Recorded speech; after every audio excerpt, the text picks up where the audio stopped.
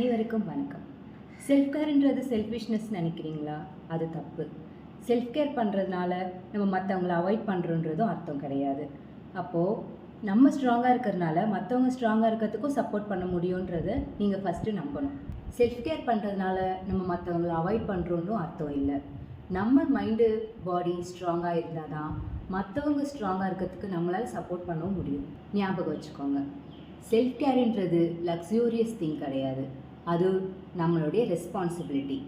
நாம் நம்மளை take care பண்ணுறது நம்மளை சுற்றி இருக்க மற்றவங்களை டேக் கேர் பண்ணிக்கிறதுக்கான ஃபர்ஸ்ட் ஸ்டெப்பாக இருக்கும். செல்ஃப் கேர்ன்றது செல்ஃபிஷ்னஸ் இல்லை, அது செல்ஃப் லவ்.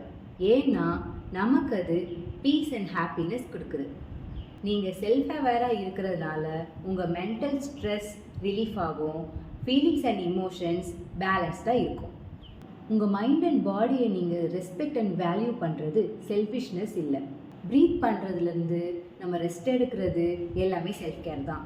நம்ம தேவையான நேரத்தில் மற்றவங்க கிட்ட நோ சொல்கிறதோ செல்ஃப் கேர் தான். இதனால் நாம் லவ் அண்ட் பாசிட்டிவிட்டியை மற்றவங்களோட ஷேர் பண்ணிக்கிறோம். இது வரைக்கும் செல்ஃப் கேரை பற்றி தெரிஞ்சுக்கிட்டோம். நம்மளுடைய ஃபர்ஸ்ட் ஸ்டெப்பை எடுத்து வைக்கலாமா?